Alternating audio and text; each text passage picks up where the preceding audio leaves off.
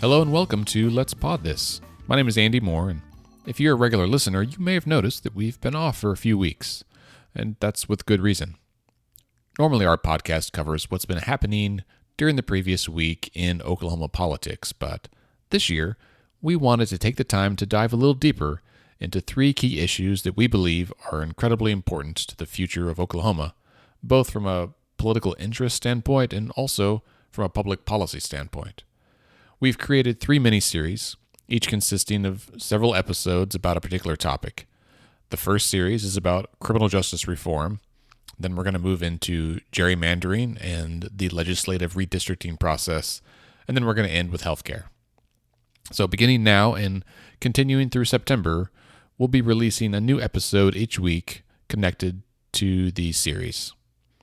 Criminal justice is always an important hot-button issue in our state. And in fact, as you'll hear in this episode, Oklahoma incarcerates more people per capita than anywhere else in the entire world. During this series, we talk with subject matter experts, policy analysts, a criminal justice attorney, a state legislator to find out how we got here, what our criminal justice system looks like, and how we can make it better. A good part of our discussion centers around two key ballot initiatives, State Question 780 that passed in 2016 and then State Question 788 that passed in 2018. Now, these measures were enacted into law not by the legislature, but by the people of Oklahoma, which I think illustrates that voters understand that these are important and that they want to see this issue in particular improve. All right, so this week we are joined by Damion Shade and Ryan Gentzler, both from the Oklahoma Policy Institute. Damion is the criminal justice policy analyst, and Ryan is the director of Open Justice Oklahoma. In my opinion, these are two of the folks in our state who are arguably the most knowledgeable about criminal justice as an issue, the system in Oklahoma, the numbers, some of the ins and outs of it, and that's really what we're going to talk about today. So, Damion and Ryan, thank you for being here. Thanks for inviting us. Yeah, thank you. So, Ryan, I'm going to start with you. As director of Open Justice Oklahoma, tell us a little bit about what the Open Justice Oklahoma program is. Open Justice Oklahoma came about, we started last year, and it built on work that I had done in the previous year and a half as the criminal justice policy analyst here at OK Policy. So what we do in a nutshell is we use public data, public records, to illuminate what's going on in our justice system. In Oklahoma, we don't do a lot of things great, as everyone is pretty much aware. But one of the things that we do have as a resource that many other states don't is a very open court record system. So if you go to oscn.net, you can see basically day by day everything that's going on in our courts. And so the idea of behind Open Justice Oklahoma is to take all that information, all that data, and make sense of it. So the first example of that is our first project was looking at what happened to criminal case filings after the implementation of State Question 780, which was the big justice reform that went into effect in July 2017. Reclassified simple drug possession and many low-level property crimes as misdemeanors rather than felonies. We found that single change caused felonies to drop by about 28% in the first year, about 14,000 fewer felonies. From that, we think that justice reform is working. But really, the idea behind Open Justice Oklahoma is to take all this information that is out there that isn't being used and to use it to better understand what's going on in our justice system, and then to be able to propose reforms and to measure progress of those reforms. Excellent. So really it's about opening the information about our criminal justice system and helping illustrate or explain what's going on in our state then. Yeah, exactly. All of the justice data that we get from official sources it's almost always incomplete. It's always got a lot of caveats, and it always is, about a year and a half delayed by the time we get it. So it's very difficult to, if we have the state question 780 going into effect in 2017, we don't really have good data on from the state on what case filings look like. All we get is prison numbers. Prison numbers haven't gone down. Our prison population hasn't really gone down, but that really isn't the best indicator of whether state question 780 is working. And so that's what we're trying to do, is open up the black box of our justice system and to use the public data sources that we have to better understand what's going on. Right. So a minute ago, you gave a statistic about the percentage decrease or the number decrease in felony convictions in Oklahoma. Tell me that number again. It's felony case filings, so not necessarily convictions, but they dropped from about 50,000 to about 36,000 in the first year, so about 29%. Oh, so that's that's a very significant decrease in the number of filings. And as you mentioned in the description of State Question 780, that made a change to what crimes are classified as misdemeanors or felonies, correct? Right. So simple drug possession for any substance is now a misdemeanor rather than a felony. Before, it was basically up to the prosecutor to decide. It was what they call a wobbler, so it could be charged as a misdemeanor or a felony. But what we saw was that the vast majority of the time it would be filed as a felony. First time possession of marijuana was previously the only misdemeanor drug possession offense in Oklahoma. So, and then along with that, there was the change to the felony theft threshold. Went from $500 to $1,000. So now, instead of if someone stole merchandise worth $750, that would now be a misdemeanor rather than a felony. Right. So if you stole a smartphone or something, then it would be previously would be a felony, and now it'd be yeah. Damion, to shift over to you, can you give us just I know you swim in the numbers all the time, but in general terms, what is the state of incarceration in our state? What are the most common crimes and reasons for incarceration? Some of those numbers. Well, as most people know now, Oklahoma surpassed Louisiana as the, quote, prison capital of the world, the place with the highest per capita incarceration rate in the United States and thus in the world in 2016. So what we've seen over the course of the past 2 decades, really, in the state of Oklahoma is a shift nationally towards a national situation where multiple states were making significant reforms to their statutes and to their justice policy. And Oklahoma was one of those places that took longer than much of the rest of the U.S. So since 2000, 35 states have reduced criminal penalties for property crimes.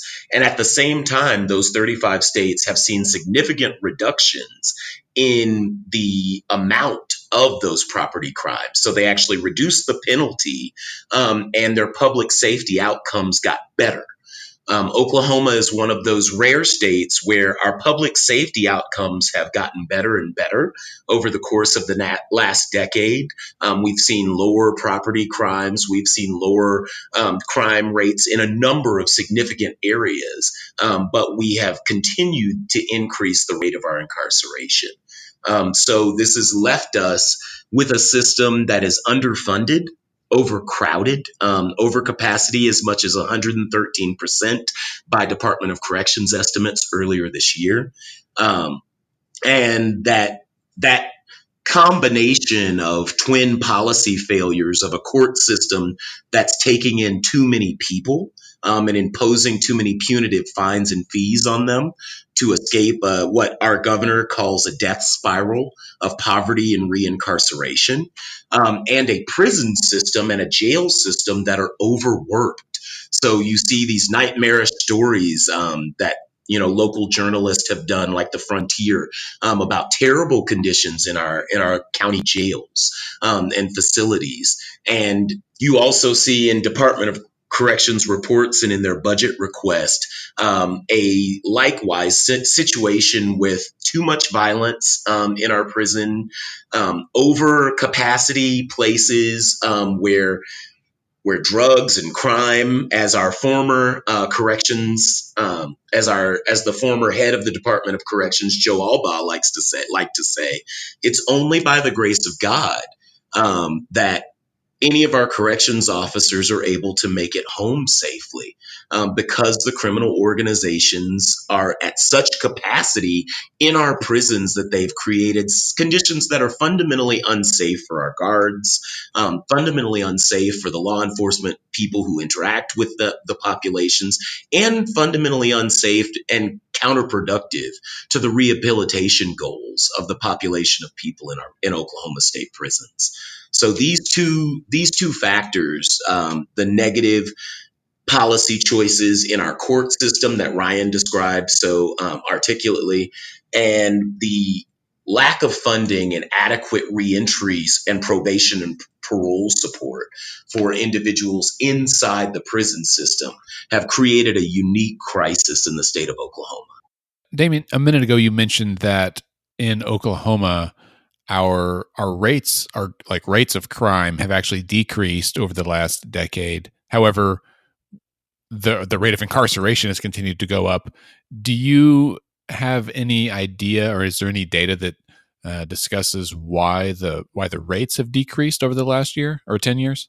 So it's hard to make a sort of a criminogenic finding like that with absolute certainty about the factors, but there are lots of things that criminologists talk about, not just in the United States, but nationally. The fact that, as you guys were talking about, smartphones exist and people digitally bank has fundamentally changed the nature of petty crime. So there are fewer people passing fraudulent checks. There are fewer people committing muggings and trying to get cash from people at points of business or at ATMs, committing those sorts of crimes, because the technological and economic environment of 2019 is just fundamentally different than the technological and economic environment of the late 90s. So just simple technological changes like that have necessitated changes to our public policy approach in Oklahoma that you see with things like State Question 780 and the lowering of, or in the raising of our felony theft threshold.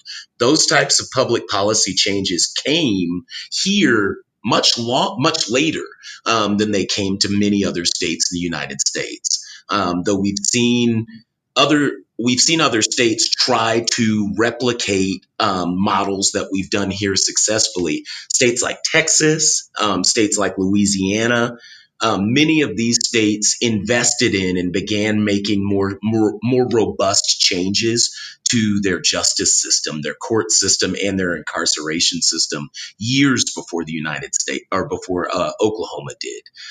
In Oklahoma, we really did not begin robustly dealing with these problems through our legislature until around 2015, 2016. That's when you begin to see real changes in our public policy. So because of that, we haven't been able to reap the same benefits that Louisiana and Texas, saving their states billions and billions of dollars of defrayed incarceration cost, and being able to reinvest many of those dollars into mental health and substance abuse treatment for those struggling with addiction. Interesting. On the second part of that, you said that our rates of incarceration have increased. What's the rationale or the reasoning for that? I mean, the easiest thing to point to in Oklahoma is the disparity in sentencing. So for almost every tier of crime, Oklahomans are sentenced for longer, and kept in prison without the opportunity for parole or early release than most other states in the United States. As I said, our incarceration rate is about 60% above the national average. Incarceration rate. I think it's something like 15,000 Oklahomans that we would have to release to be able to get closer to that national average of like a state like Kansas, for example, that's fairly close to the national average incarceration rate.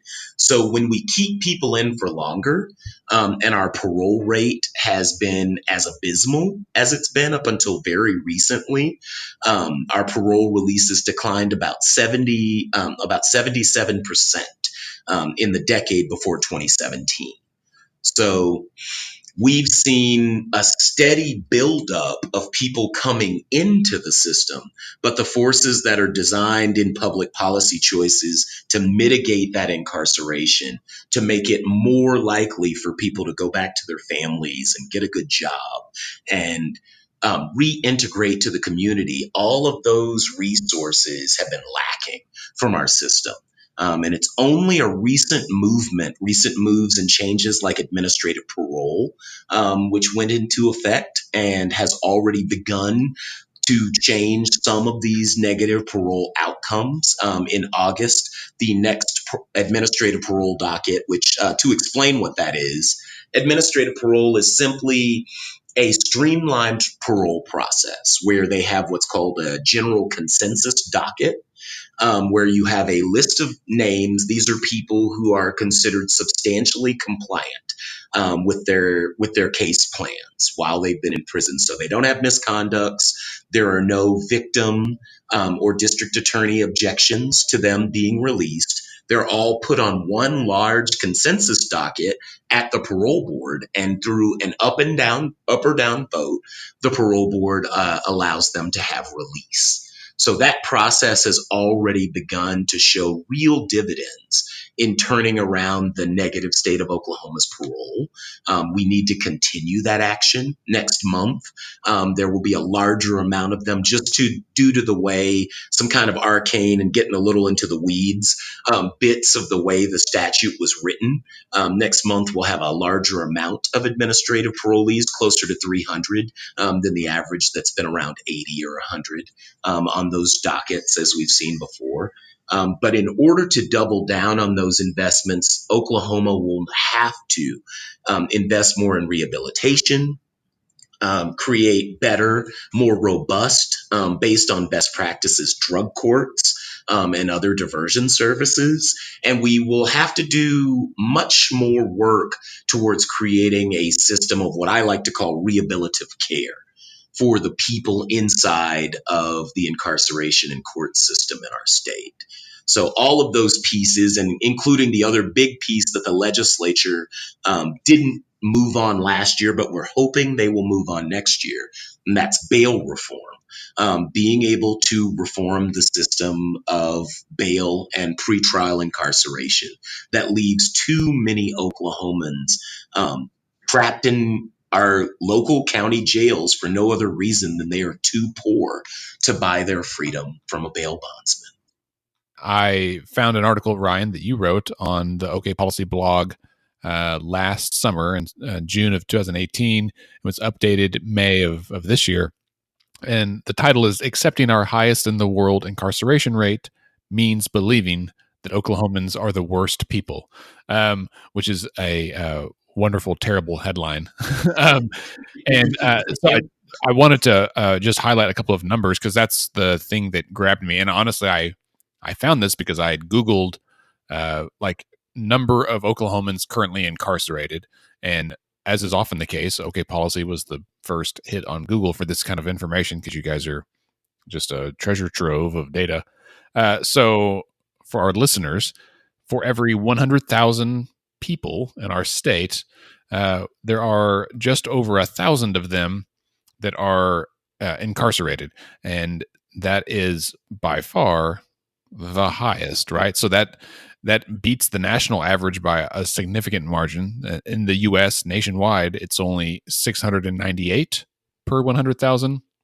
But then on your graph, you have it going down through a number of other countries. In fact, it's the founding nations that were in that are members of NATO and the North Atlantic Treaty Organization. And so it's like the UK, Portugal, Canada, Italy, France, Belgium, Norway, Netherlands, Denmark, Iceland, like Luxembourg, other countries that I think we all know, right? These are like normal first world countries. And so, I mean, Iceland is only 38 per 100,000. Denmark, who is arguably one of my favorite countries besides the US, 59. Even Canada, our neighbors right next door, only 114. And so, again, Canada, 114. The US, 698. Oklahoma, 1,079. And if you look at just adults, it's 1,300. So basically, more than 1% of all adults in Oklahoma are in jail or prison at any given time, right? So that's bananas. And so the way that you phrased it, Ryan, you said, with incarceration rates this common, it seems that just about every Oklahoman should have several family members, friends, or acquaintances in jail or prison. But we know that the burden of the justice system falls much more heavily on low-income communities and communities of color. It's certainly true, and I encourage folks to go read this article. We will link to it in our blog post about these that corresponds with this podcast series. But that's absolutely flabbergasting to me that more than 1% of our state is in jail or prison at any given time. You know, it's funny how certain numbers hit you in different ways. And Ryan, can you speak a little bit more about what it was like for you researching this and any other takeaways that maybe aren't included in this article? Yeah, I think the things that that kind of spurred that article. Actually, this happened after the article, so it didn't spur the article. But I think something that's very demonstrative of the point that many of us, especially by us I mean white middle class or upper class, relatively well-to-do Oklahomans. We don't, even though we do have the very highest incarceration rate in the world, it's pretty easy for many of us to ignore it because we don't see it around us. If you look at the story that I was going to tell was that at Summer Policy Institute last year, I did it's a gathering of about 60 college students from around the state who come and spend 4 days with us, the staff of OK Policy, and learn about these different policy issues, all the policy issues that we cover, budget and tax, healthcare, education, and so forth. So I did an overview presentation of our criminal justice system, and I asked all of the students to think about how many Facebook friends they have. I think I have a few hundred, maybe 500-600.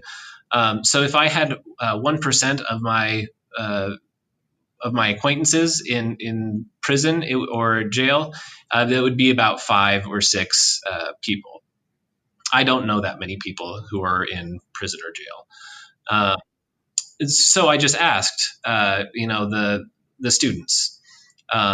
So think about how many Facebook friends you have, and raise your hand if 1% of them or more, if at least 1% of your Facebook friends are incarcerated at the moment. And a lot of hands went up. Actually, it was probably 20 hands. A lot of people. Those hands all belong to people of color. It was, and with maybe 1 or 2 exceptions. But I think it was shocking, really, to see it in real life. It's really difficult for us as humans, really, to think about numbers in terms of rates per 100,000 people. It doesn't really mean anything to us. 1% just doesn't sound like a lot. But if you look at if you break down our incarceration rate by racial groups, the picture is very, very different. If you look at these numbers are a little bit old now, but the Prison Policy Initiative does breakdowns of incarceration by race and ethnicity.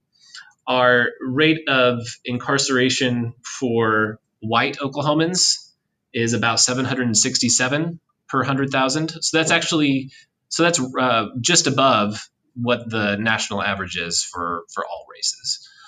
If you look at Hispanic Oklahomans, you're looking at about 2.5 times higher, so 1,800 out of every 100,000. For Native Americans, it's about 1,000 per 100,000. For Black Oklahomans, it's about 3,800 per 100,000. So about 3.8% of the Black population of Oklahoma is incarcerated at any given time.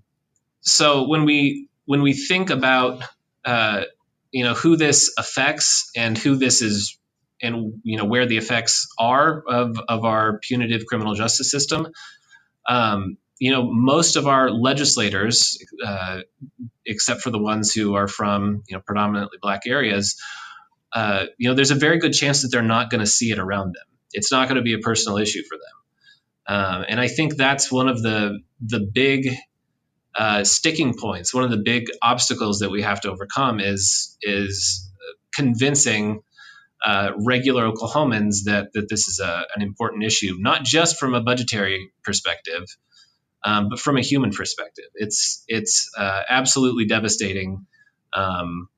But many of us, but the effects are just so concentrated that it's difficult to communicate that to many white Oklahomans. Yeah. When I started my career, I was in mental health. I'm a licensed professional counselor, and I was working in community mental health within a day program for folks with chronic and severe mental health issues, things like schizophrenia and bipolar disorder and the like. And it occurred to me one day, I was looking around our program, and we had usually about 75 or 80 people there each day. And knowing that some of these mental health conditions affect like a relatively stable number of the population, and I realized that we had a very small number of minorities that were there in our day program. And I started asking some of the older folks who'd been around for a while, and they said, "Oh no, all the Blacks are in jail. Like they don't get to come. Something has happened that they got arrested rather than finding access to the medical care they needed." And that was, I was like 22 at the time, and that was one of the times that it really hit home for me of like two people with the same mental health condition, having the same situation, like the same time of need, on a street corner or something one day, and the police arrive in both cases. And in the case of a white person, they might have gone to the hospital. In the case of the Black person, they went to jail. And it was just so stark that it really opened my eyes to some of those differences that we see in the world. Well, Ryan and Damion, I deeply appreciate your time and your information for this. This has kind of laid down a really firm, I think, platform or foundation for us to begin this discussion in this small series about criminal justice reform. I know a number of our listeners have been paying close attention to this, and I think all eyes will be on the state legislature in 2020 as they revisit this issue. And I think I know I personally share your hope that they revisit this issue and make some more necessary changes. Well, thank you so much for having us. Yeah.